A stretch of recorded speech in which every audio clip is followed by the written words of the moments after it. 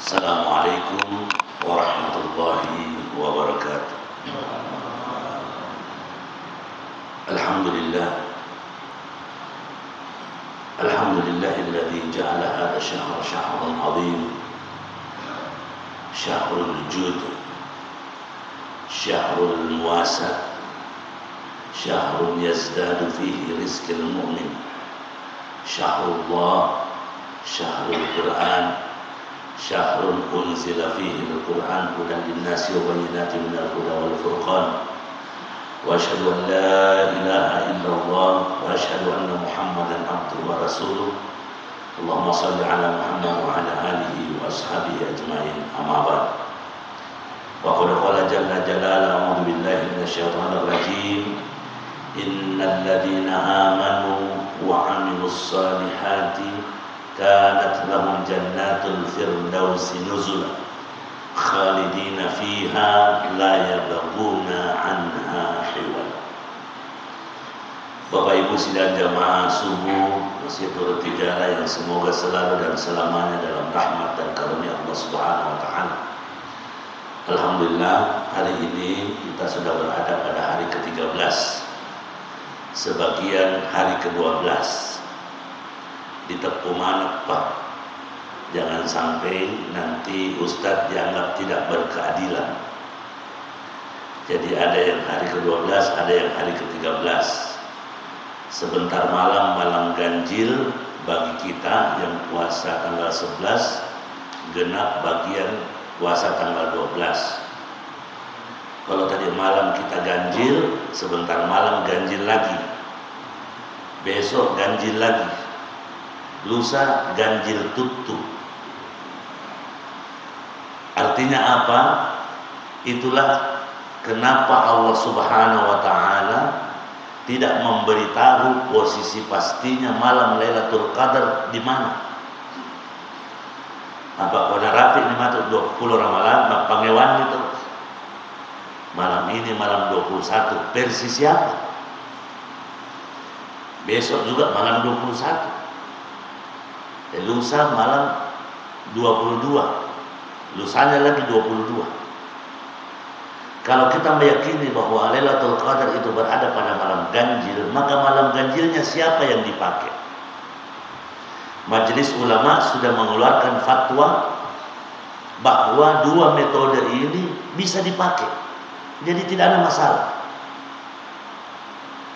Yang masalah kalau sudah sampai hari ke-10 panggilanmu itu. Bahkan mohon maaf, beberapa ustadz banyak masih menulis di media sosialnya bahwa yang tidak ikut pemerintah batal. Alasannya pemerintah adalah ulil amri. Pertanyaannya, pemerintah yang seperti apa yang ulil amri? Yang tidak bisa menahan harga beras, yang bagi-bagi sembako kalau ada kepentingan. Pertanyaan ini tentu butuh telaah luar biasa. Subuh ini kita yakinkan diri bahwa syaitan ketika tidak mampu membuat kita berdosa dan bermaksiat, maka syaitan akan merubah strategi. Syaitan akan merubah cara. Syaitan akan merubah pola. Ketika jamaah ini tidak bisa diganggu dengan dosa maksiat, tidak bisa dibisik-bisiki dengan fitnah dan ghibah, maka dia banting setir, merubah, membuat kita menjadi orang paling benar. Agak ikut dengan kamu disak pertama ya tutup. Ya tulisak kelima. Iya dia panabang kami mana di masjid. Nafawat tuh. Saya paling besar sumbangan saya. Saya paling duluan berteriak ketika ada yang mengganggu Islam. Ini juga tanpa kita sadari bahwa ini juga cara syaitan yang tidak bisa membuat kita berdosa, merubah pola, membuat kita berdosa dengan cara yang lain.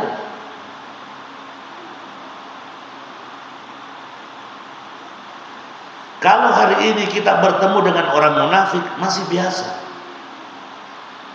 Kalau zaman pemerintahan sekarang, presiden sekarang kita mendapatkan orang munafik masih biasa.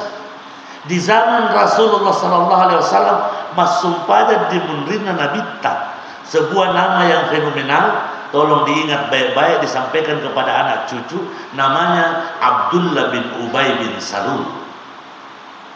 Abdullah bin Ubay bin Salul. Keren sekali nama ini. Tapi siapa dia? Dalam sejarah alhamdulillah tidak ada lagi yang mau pakai itu nama. Kecuali Abdullah, mohon maaf kalau ada namanya Abdullah di sini. Siapa Abdullah bin Ubay bin Salul? Bosnya atau munafikin. Hidup di zaman Rasulullah. Ikut sholat di belakangnya Rasulullah. Luar biasa namanya. Jadi kalau hari ini kita resah dengan sifat-sifat kemunafikan, hari ini kita resah dengan sifat-sifat inkonsistensi, maka ada orang nabita. Bukan tidak didoakan. Orang-orang kafir ini mencari jalan dan mencari celah. Saya waktu hari pertama pendidikan di Brisbane, pertanyaan dari dosen yang kebetulan pernah studi Islam, pertanyaannya sudah menjebak. Beliau bertanya, karena kami semua pimpinan pesantren, pertanyaannya sederhana. Apakah betul doanya Nabi Muhammad SAW? Lengkap dia sampaikan. Apakah betul doanya Nabi Muhammad SAW sudah pasti diterima oleh Allah Subhanahu Wa Taala? Ini sebenarnya pertanyaan pare-are. Tapi kalau tidak dijawab dengan baik, dia akan merasa paling benar. Dilema. Kita diyakinkan lewat meja ini, diyakinkan lewat mimbar ini, ud'uuni astajib lakum. Ayat. Berdoa saja, saya punya urusan dan saya pasti jawab.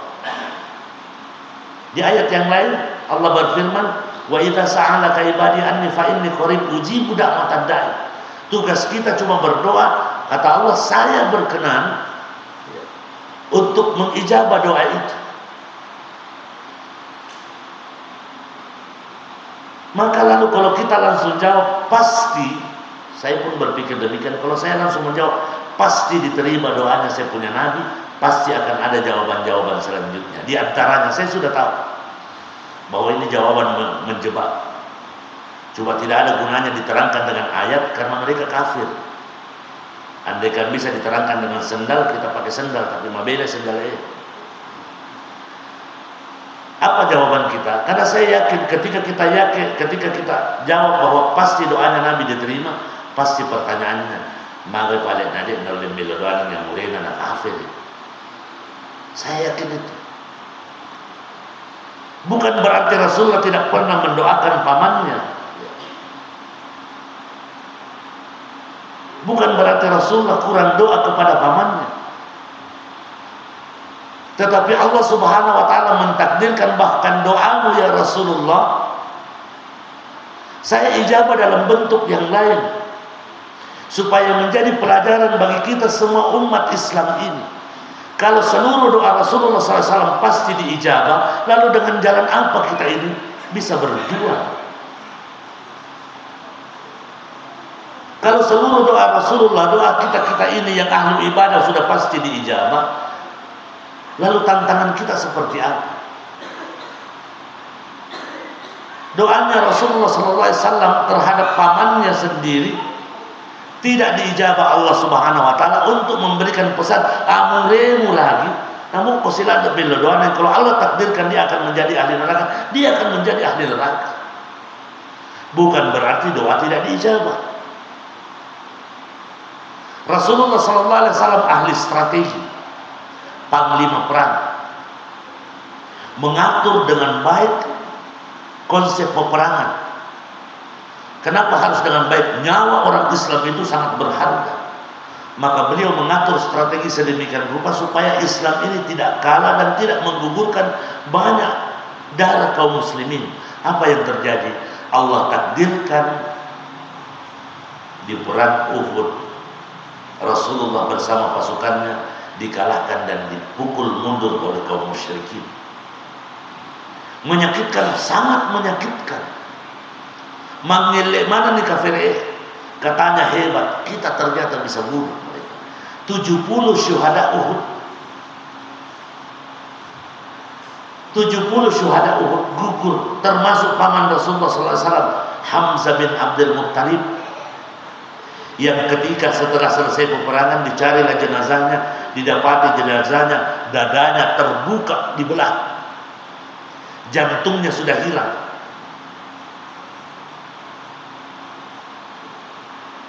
Dibelah dadanya, dibunuh dengan tombak oleh laki-laki namanya Wahsy, diperintah oleh perempuan namanya Hindun, istri daripada Abu Sufyan. Pada saat perang Uhud memang niatnya cuma satu, bunuh Hamzah bin Abdul Muttalib alina punila kaitu. Saking bencinya setelah terbunuh dibelah dadanya, diambil jantungnya, digigit, padahal sudah jadi jenazah. Walaupun ujung-ujungnya keduanya masuk Islam, kata Rasulullah, semoga Allah menerima tobatmu, dan Allah menerima, tapi mohon maaf ada tidak siruntuk. Rasulullah SAW juga sedih, manusia biasa juga. Saya maafkan kau, tapi ada tidak siruntuk. Dalam catatan sejarah tidak pernah ketemu sampai keduanya dan Rasulullah meninggal. Ini hati, tidak bisa dipungkiri. Di dalam diri kita sifat itu ada. Bukan manusia kalau tidak punya rasa dan sifat membenci, jengkel, makere-kere, pasti ada sebagai manusia, dan itu manusiawi. Yang salah kalau kebencian itu mendominasi hidup kita.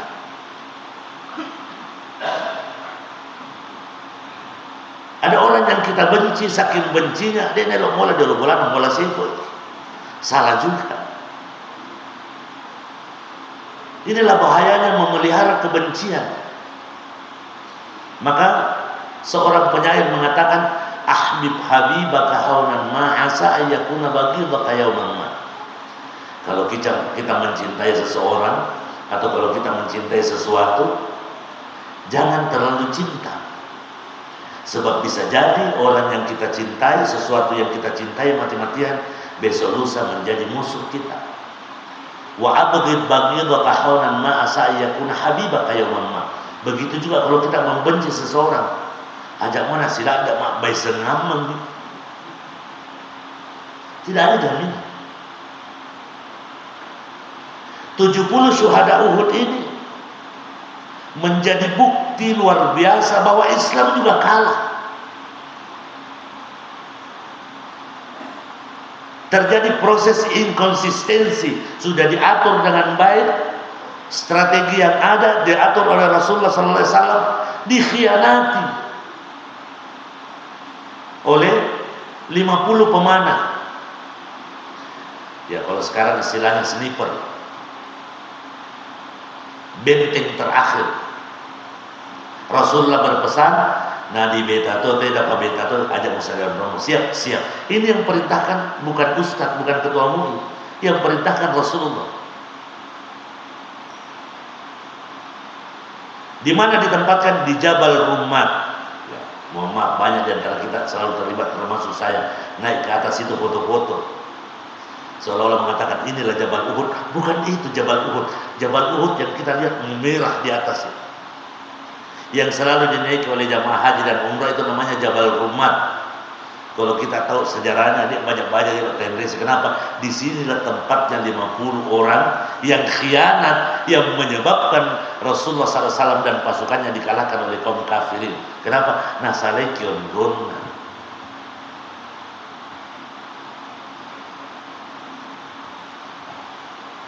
Pesan dan wasiat Rasulullah diabaikan.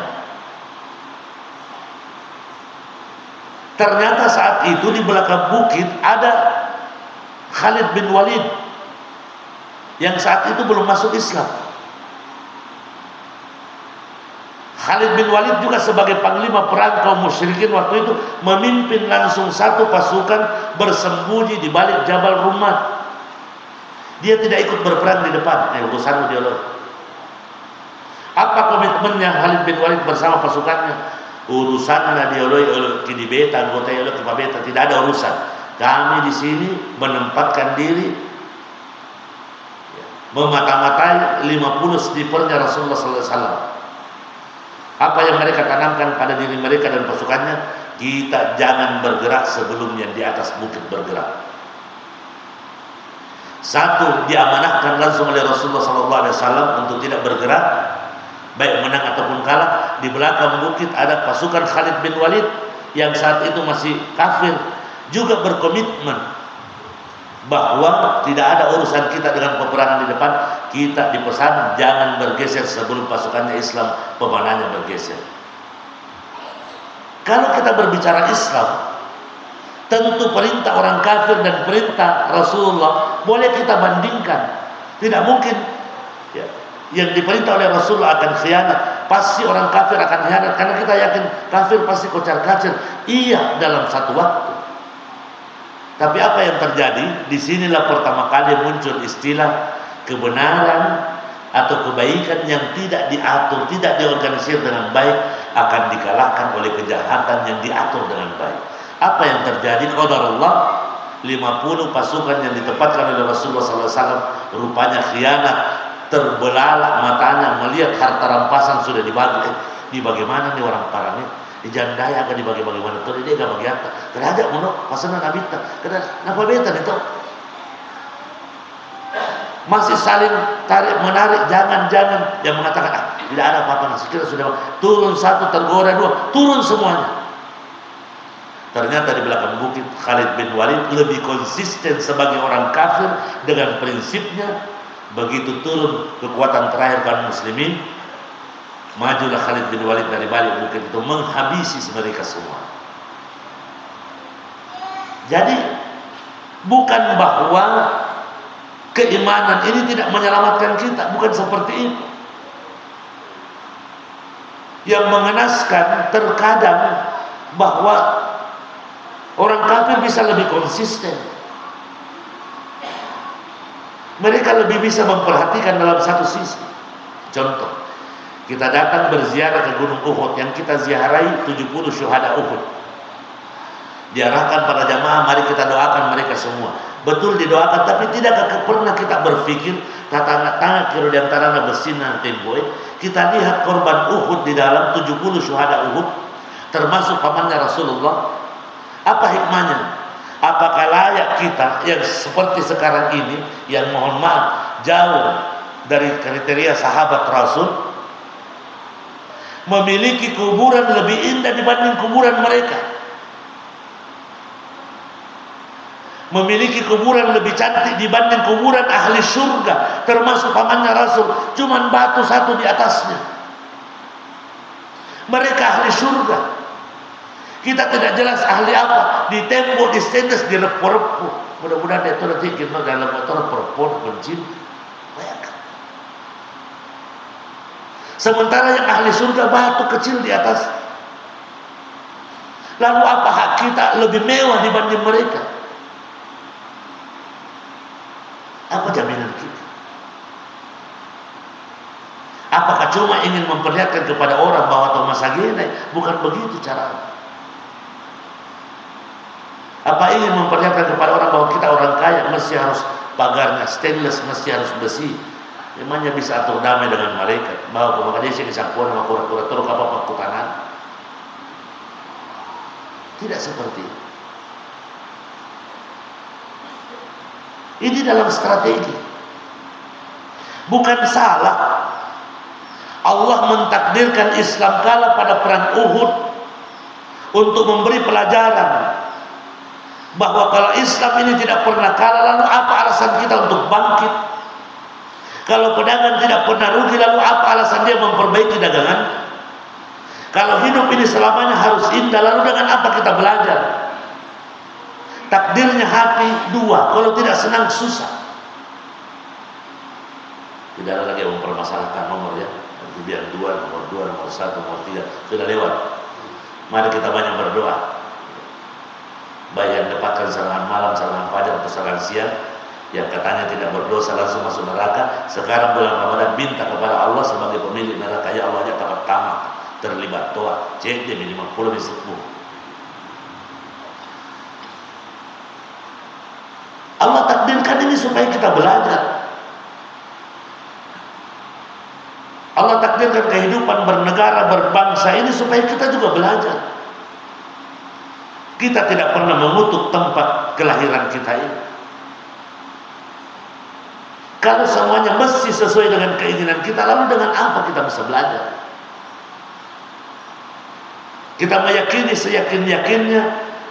Dari awal kita sudah sampaikan bahwa cara setan sangat luar biasa. Kalau ada yang mengatakan tidak mungkin kita digoda karena ini masjid, mari kita belajar dari sejarahnya Nabiullah Adam alaihissalam. Di mana digoda bukan di masjid, di surga. Karena apa? Karena kebencian. Bahkan malaikat saat itu sedikit komplain ketika Allah Subhanahu wa taala mentakdirkan wa idz qala rabbuka lil malaikati inni ja'ilun fil ardi khalifah. Allah panggil malaikat dan semua makhluknya, saya akan menciptakan khalifah di muka bumi ini, namanya manusia.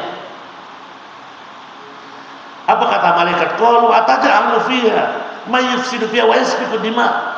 Malaikat sudah tahu bahwa manusia nanti sumber bencana.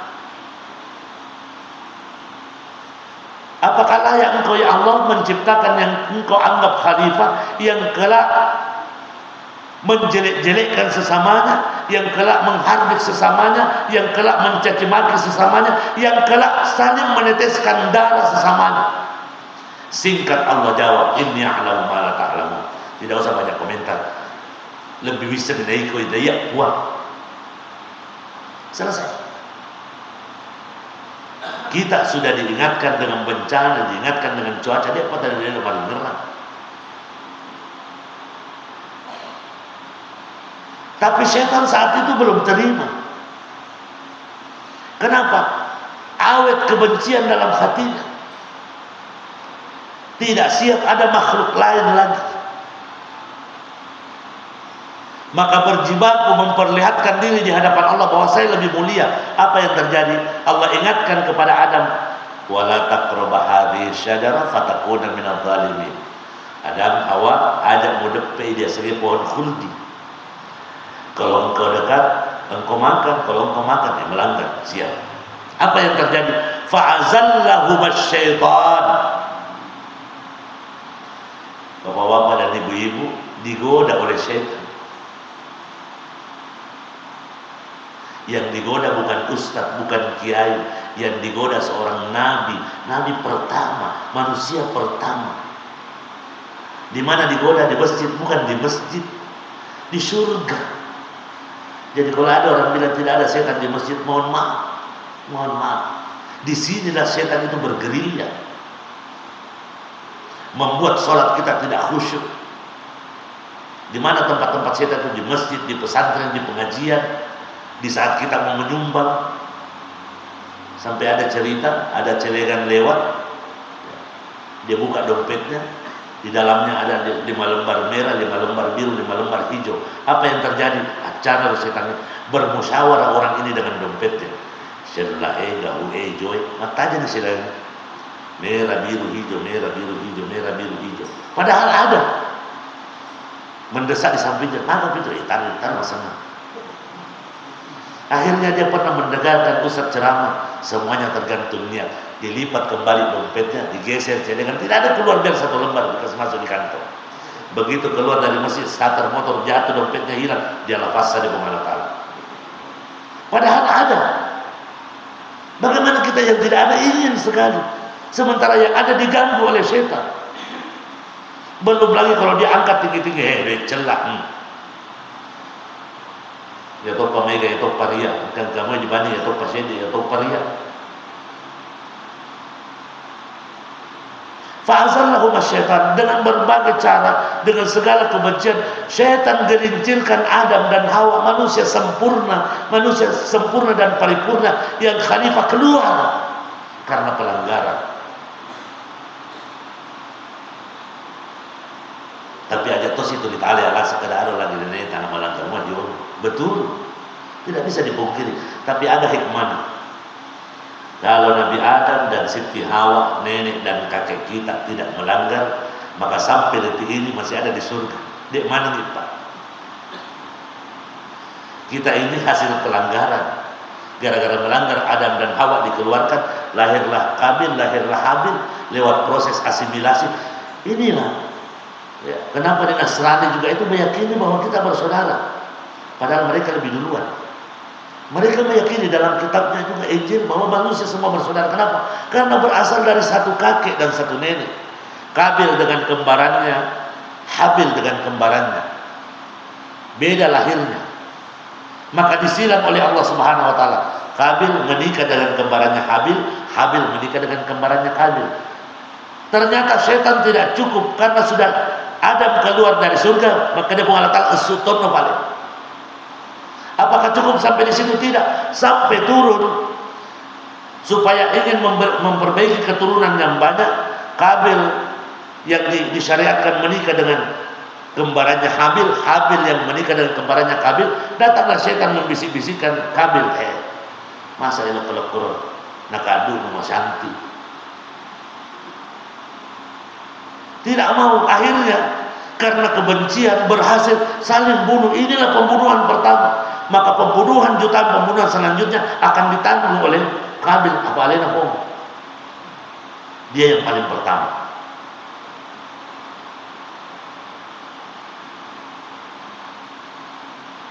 Maka sangat mengherankan kalau sejarah seperti ini sudah disampaikan kepada kita, lalu hari ini masih ada orang mengatakan, tabe tak ada penengah, dek tak siap batil, tidak sama darata, alangnya pisau nadita. Mohon maaf, saya dari keturunan baik-baik. Apa yang dimaksud keturunan baik-baik? Kalau dengan keturunan orang bisa terhormat, kalau dengan keturunan orang bisa menjadi ahli surga, tidak akan pernah diukir oleh sejarah. Anak aslinna kafiri Abu Jahal ditakdirkan Allah Subhanahu wa taala menjadi ahli surga. Ikrimah aslinna kafiri. Kalau saya boleh mengatakan, begitu kiamat tiba, yang paling pertama nanti disaksi hari kiamat adalah Abu Jahal. Apa takdir Allah? Anaknya ahli surga. Bandingkan dengan Nabi Nuh 900 tahun lebih berceramah, mengajak kepada kebaikan, madoraka ya anak Nabi.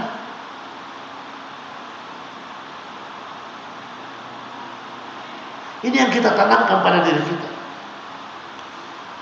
Sejarah-sejarah seperti ini bukan lelucon, diceritakan dalam Al-Quran.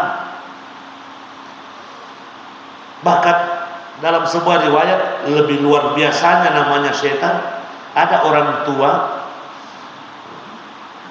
buta, tidak punya keluarga, pernah meminta dispensasi kepada Rasulullah sallallahu alaihi wasallam. Ya Rasulullah, dia gak ada keluarga. Mari mabela to bola. Apa keinginannya? Wadimu arokah pada kok berjam.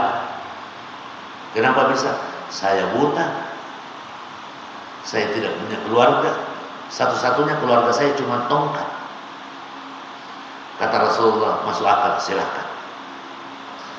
Sahabat ini balik badan, segera kembali dengan hati yang gembira bahwa saya dapat kesempatan untuk dapatkan dispensasi, tidak perlu silat berjamaah karena saya buta dan saya tua dan tidak punya keluarga. Belum jauh dipanggil ta'alam dulu. Ya Rasulullah, ada apa gerangan? Mohon maaf, saya tanya, apakah dari rumahmu suaranya Bilal terdengar? Maksudnya kali ini bagaimana? Iya, tidak ada alasan. Engkau tetap harus ikut jamaah, kalaupun mesti harus merangkak. Tapi karena yang sampaikan ini Rasulullah, mukanya bersinar. Terima kasih ya Rasulullah. Syedek nakhirat. Kau idirun kamani pau. Silaron teh pura dia kesempatan tak balik sinagai. Subuh-subuh sahabat ini wudhu, berangkat dari rumahnya di tengah malam gelap gulita, Pak, itu nasi lima pajang atau deh, jalan dengan tongkatnya jatuh di lubang, jatuh, luka lutut, luka siku, luka berdarah.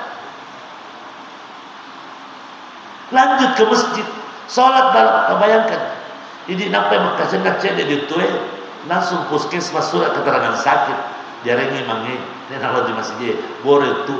Sahabat ini luka lututnya, luka sikunya, luka dahinya, tetap lanjut sholat berdarah-darah.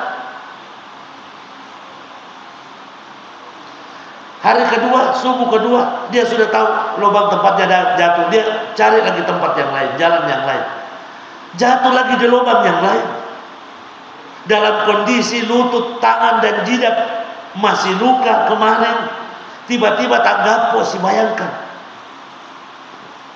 Sama halnya seperti bisul yang tak butuh. Bayangkan sakit. Belum sembuh yang kemarin, bertambah lagi lukanya. Tidak mundur sedikit pun. Tidak mundur. Hari ketiga dia yakin bahwa ada pertolongan Allah. Dan dia tidak sampaikan kepada orang, bodoh tak butuh musi lah untuk. Dia tidak sampaikan. Dia anggap bahwa inilah mungkin cara Allah Subhanahu wa taala. Karena dia yakin pasti akan ada pertolongan Allah. Hari ketiga dia hindari lubang yang sama, ternyata ada lubang yang ketiga. Begitu satu langkah lagi akan jatuh, tiba-tiba ada yang pegang tangannya. Abdullah, saya dia kemenuh. Kenapa? Kalau buat diolor, oh iya, terima kasih. Dia yakin inilah mungkin pertolongan Allah. Diantar sampai ke masjid. Sampai di masjid, silakan Anda masuk. Mana tetangga itu dek belok mata. Kenapa? Semua iya. Siapa? Saya iblis. Maka kagetlah sahabat ini. Sejak kapan iblis baik? Hari pertama saya jatuh, hari kedua saya jatuh, saya tidak mengeluh sedikit pun. Hari ketiga begitu saya mau jatuh, tiba-tiba Anda tolong. Saya merasa bahwa ini adalah pertolongan Allah.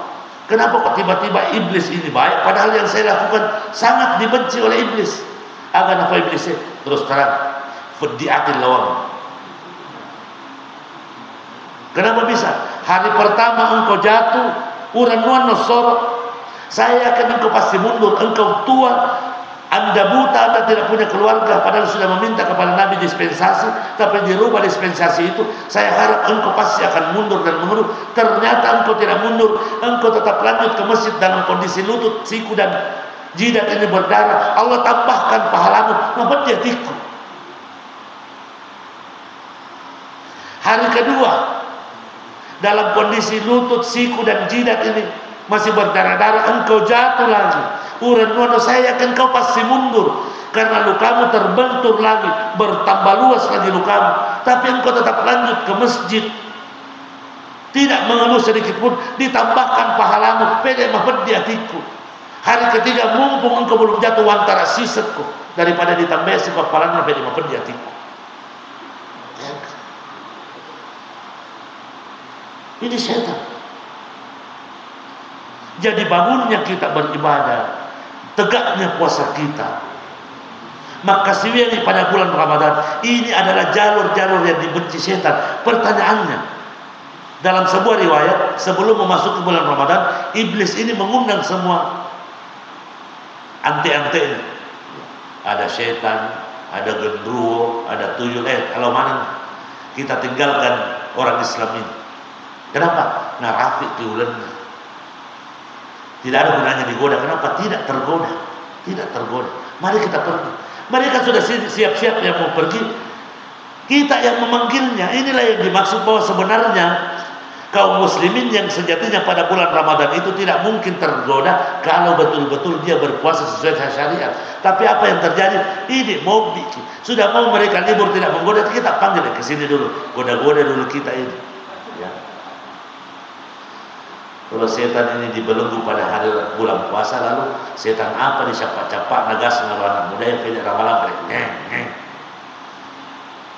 Setan apa kira-kira yang buat anak-anak muda seolog tudang epak dan anak muda Quran kata ni domi 10 saya di bulan hari pengalatala masa 1 bulan pak domi mupi pilih napa yang nabampa pilih buka puasa tahu.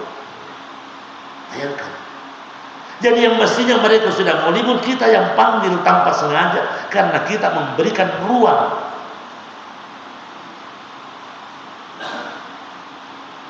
Ini yang dimaksud. Maka penjabaran ayat yang insyaallah pada kesempatan yang lain nanti kita akan jabarkan dalam akhir-akhir surah Al-Kahfi yang selalu kita ingatkan, ini peluang. Innal ladzina amanu wa amilus salihati kanat lahum jannatul firdausi nuzula.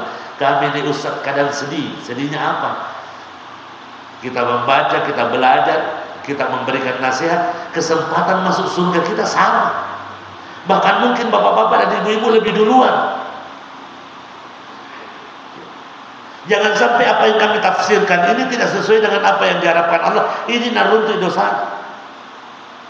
Sementara di dalam ayat tidak dikatakan ustadz, kiai dan apapun hafal Quran sampai innal ladzina amanu wa amilus salihati, orang yang beriman dan memantaskan dirinya dengan imannya berbuat amal kebajikan dalam bentuk apapun, kanat lahum jannatul firdausi nuzula, tempat tinggalnya firdausal a'la, surga tertinggi. Siapa? Bisa jadi kita semua.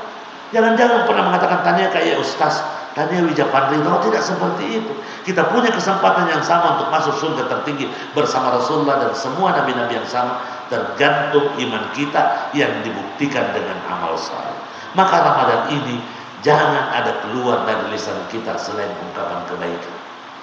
Jangan ada yang kita lihat pada Ramadan ini selain penglihatan kebaikan.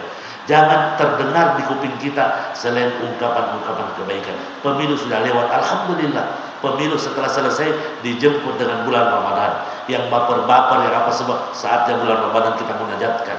Karena hati ini 1/10 detik bisa berubah. Kenapa? 1400 tahun yang lalu Rasulullah sudah mengajarkan kita doa, Allahumma ya muqallibal qulub, tsabbit qalbi ala din, tsabbit qalbi ala din. Artinya apa? 1/10 detik hati ini bisa berubah. 1400 tahun yang lalu sudah diajarkan doa oleh Rasul. Wahai zat yang maha membolak-balikkan hati, patetek hatiku. Karena hati ini tidak konsisten. Dalam hadis Rasulullah menyampaikan, inna nafsa la'ammaratun bisu. Hati ini ya, identik dengan hawa nafsu dan mengidentikan kita untuk berbuat dosa dan kesalahan, maka perlu iman untuk merem-rem.